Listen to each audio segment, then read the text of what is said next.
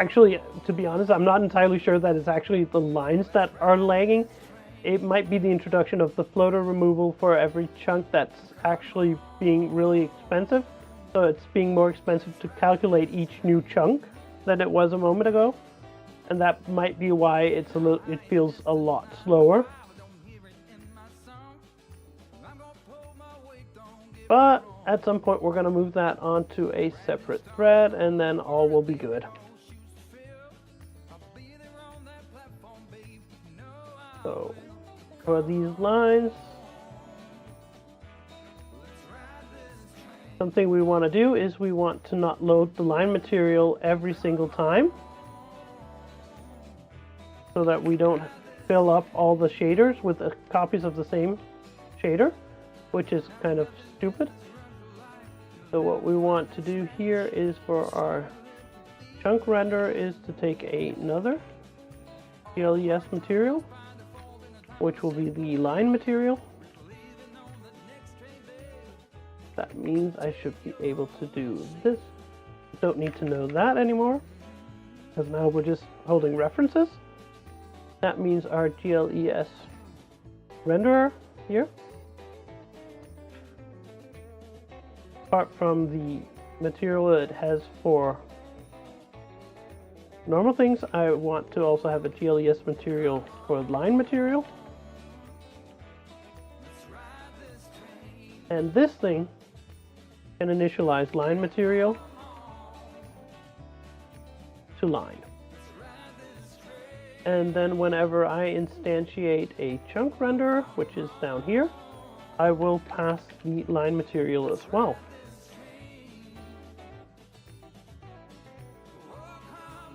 See how that works? Chunk renderer does not match declaration because I need to say that this also takes a GLES material, line material. There we go.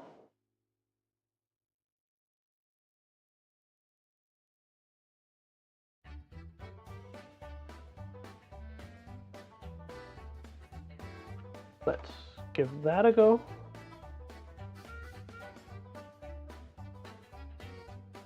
Works fine.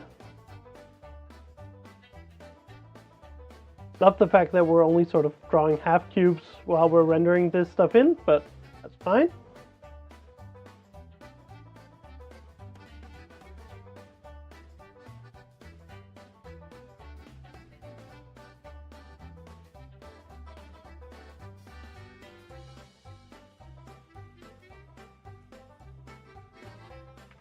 So what we could do right now, for example, when we're not removing floaters, we're going to take the same cube that we've already visited once in our floater chest here, and we're actually going to keep on trying to see if we need to kill that floater.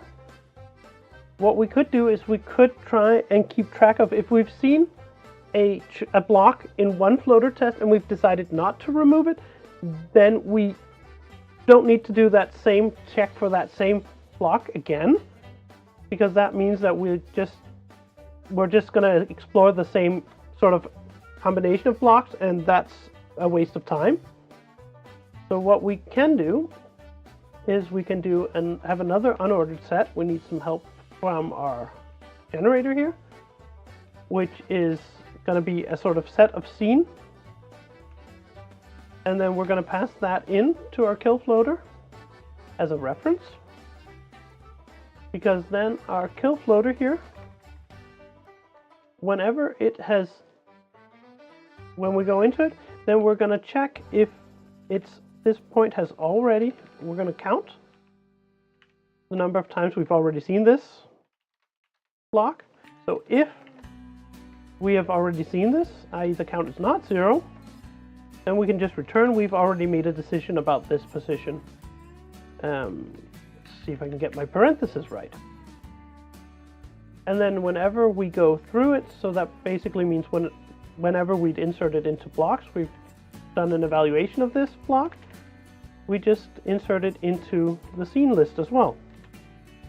We have seen this block and we've made a decision about it at this point. So we have an out-of-line definition right now, which is because I need to match this to our header file. Fill floater takes this unordered set, which I just need to include as well. There we go.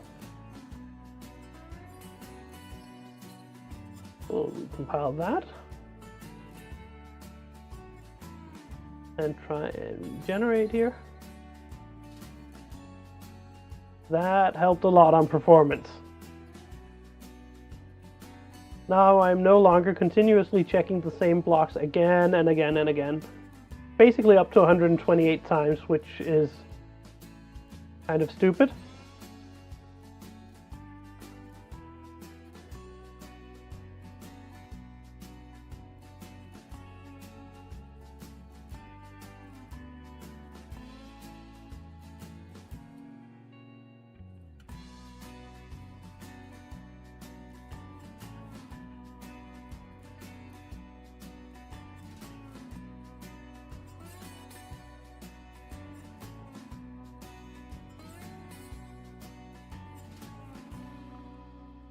So that is a good start here.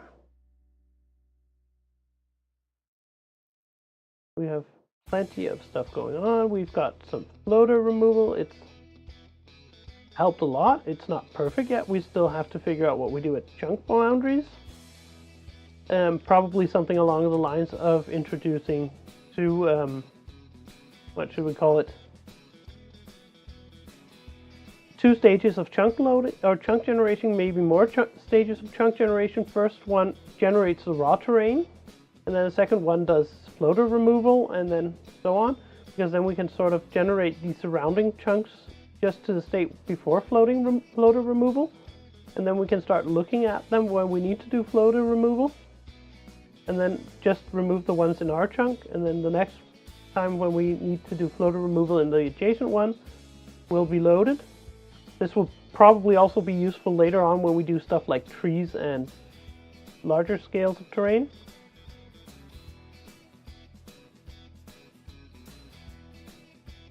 Yeah, that one single block there is on a chunk boundary.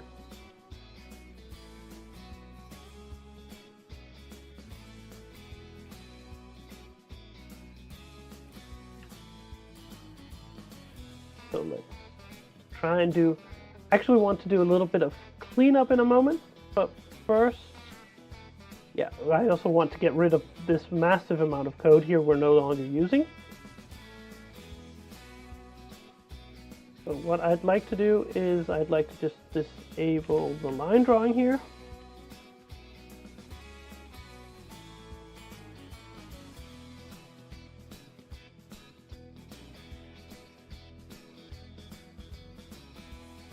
So that should kill off the line drawing. Yep, it does. Great, so one of the sort of leftovers that we have from earlier is that here in our render function, we're being passed in actual attributes for a material. Whereas we've later expanded the material itself to tell you these things. So we want to get rid of these being passed in. So we're going to do that. We're going to start by just deleting them here. And that, of course, means that we need to be able to get them from the material. The first one is the model transform from here. So we call material.getUniform model transform. And then we have the vertex, texture coordinate, and normal attribute here. So vertex attribute, texture coordinate, and normal attribute. So this is get attribute vertex position. This is get attribute vertex texture. And this is get vertex normal. So that works here. For this to sort of propagate, we also need to change the definition of a renderable, because our renderable has this wonderful long render function here, where we want to get rid of these. There we go.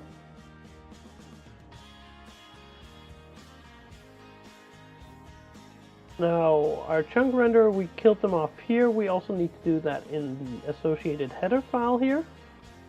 So it no longer has all of these. Try and build that. Should fail 2 places. So our GLES renderer here is currently passing all of these in.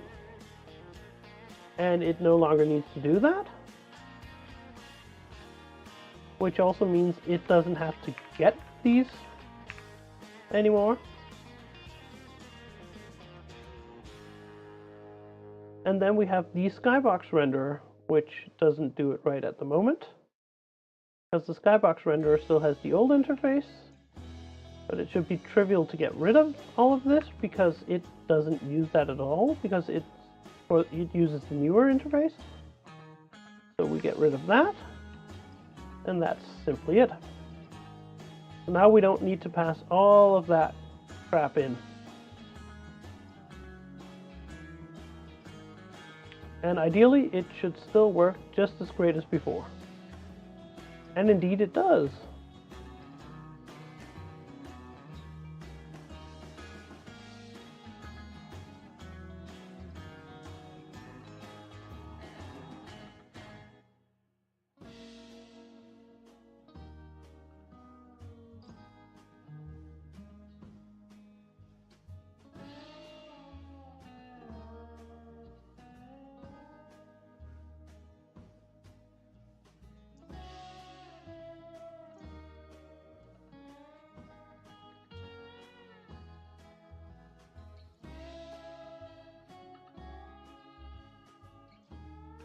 Cool.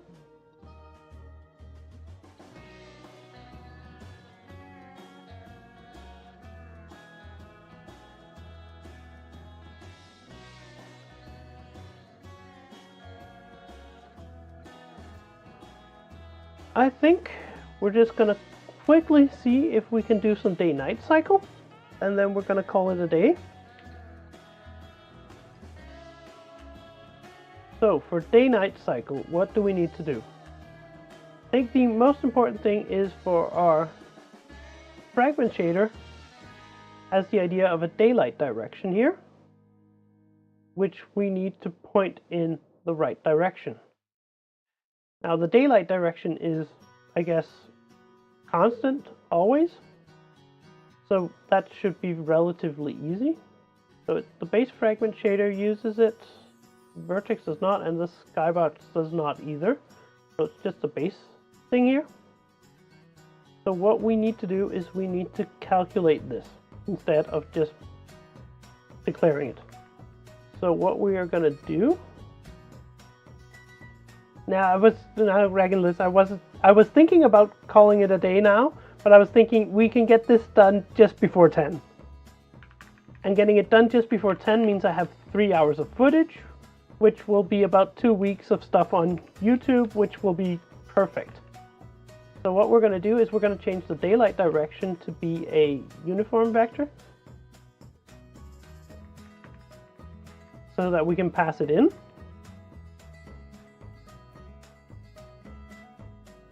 So that now we have our daylight and our daylight direction, which is good. So from that, we now need to bind that to be something actually.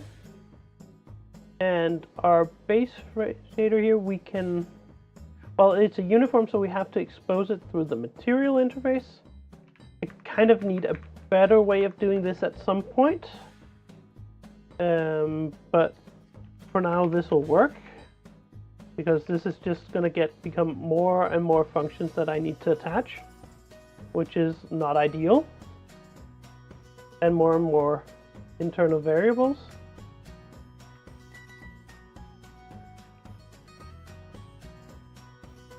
Technically, if I wanted to do like the crazy version of this, I'd set it up with a perfect hash function. But as I say, that's the crazy version of this. uniform daylight direction. No, just uniform daylight direction is fine. So let's get that set up inside here as well. So we have a uniform daylight direction.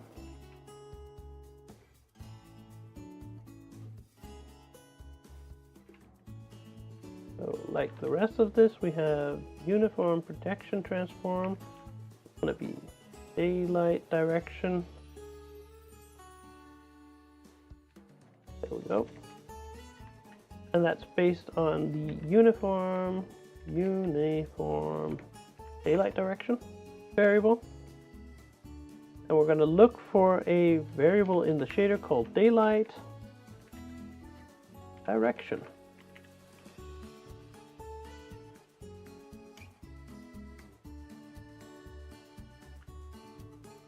Okay, so we've got that running. That means in our renderer, because we have the actual material here, we can say GL uniform, wow, this is not good, uniform 1 FV GL uniform.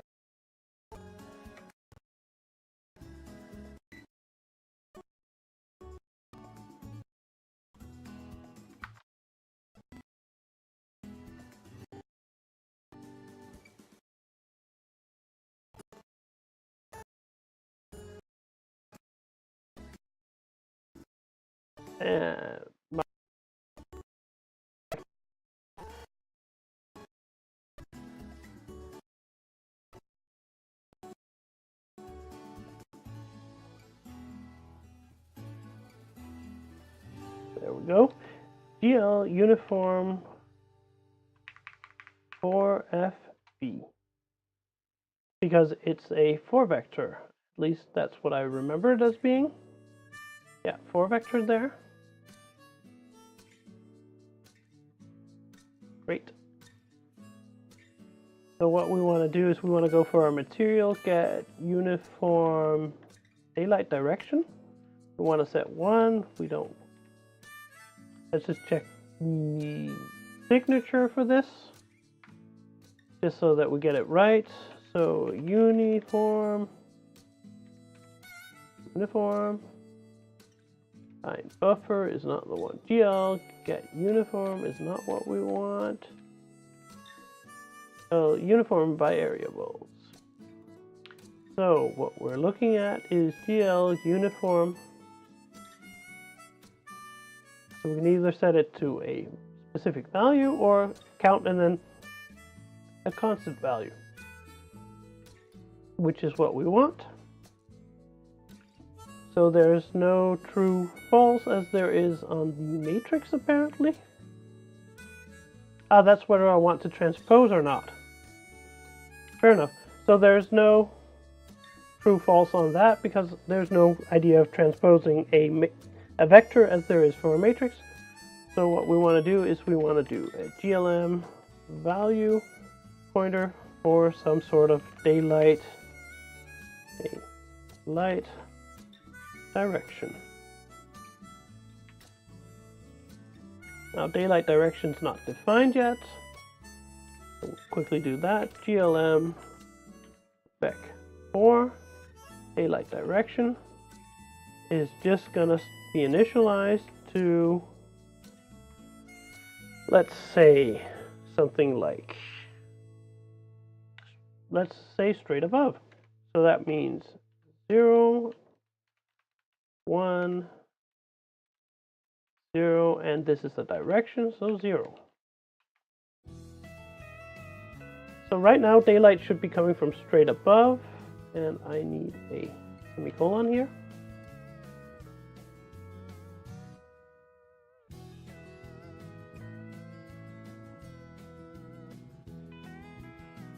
So we'll just quickly switch over.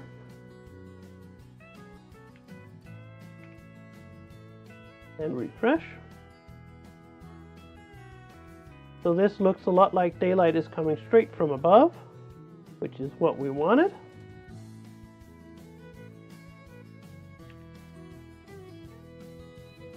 Now we need it to change over time. So what I think we'd like to do is we'd like to pass into the renderer a delta time since the last render. That, or we want the daylight direction possibly to be somewhere else than in the actual renderer. Good idea might be the world having it.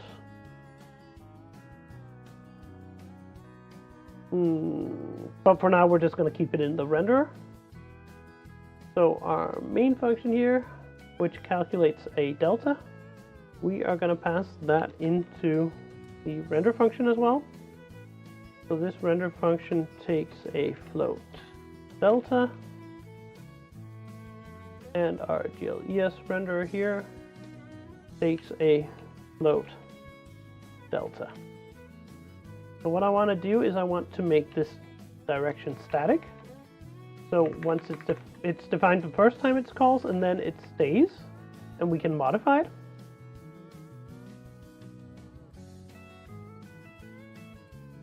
So we're just going to quickly validate that.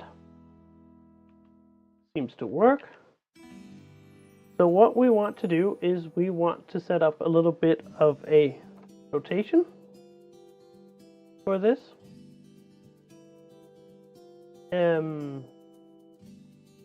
So what we are going to do is we are quickly going to check out how GLM might be able to help us. Rotate.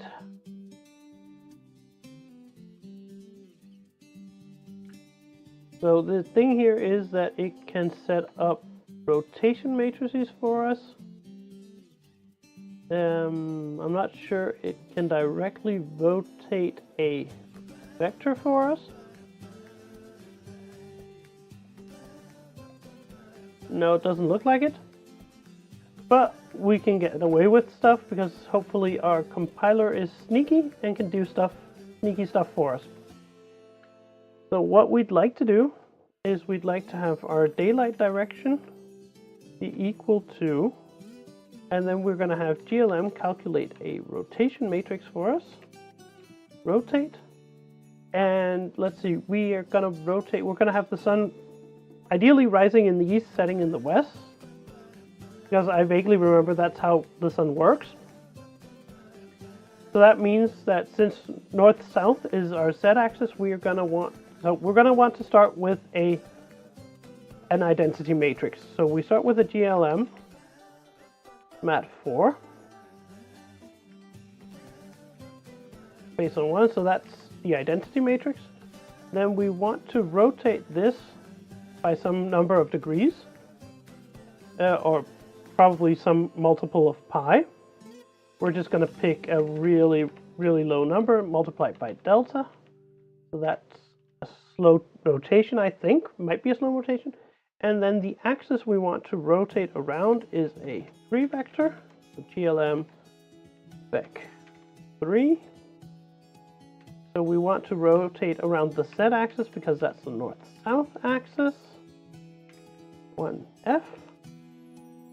And that should get us a rotation matrix. Now we want to multiply that onto our existing daylight direction. And I have no matching function for the rotate stuff. It is in GLM GTC matrix transform.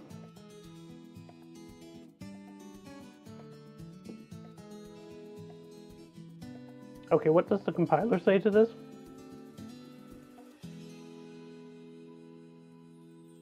So it can't decide whether t is to be float or double.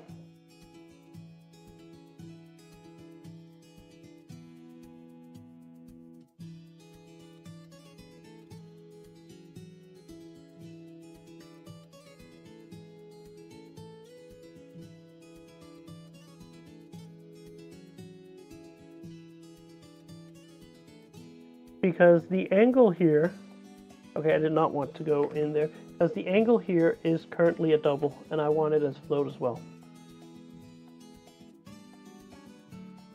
There we go. let's see what that looks like.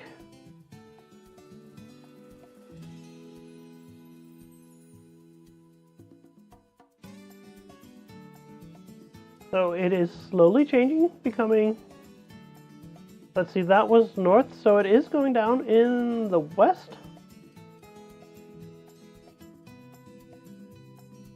I mean, there's no shadows or anything fancy like that, and that means I'm also lighting through the ground. But there is a kind of day-night cycle now.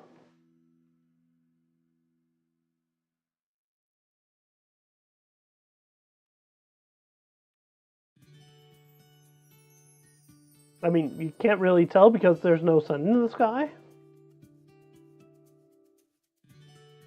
But yeah, there is a day-night cycle. And that happens to bring us to exactly 10 o'clock. So I think we're going to call that it a day here. Thank you all for turning out, and thank you for the input as to what we should do when I ran out of ideas. I'm not sure there'll be a stream next Saturday, or in fact, I'm pretty sure there won't be another stream next Saturday. I might do one Sunday instead. Otherwise, I'll see you all in 14 days. Have a wonderful night at this time, and I'll see you.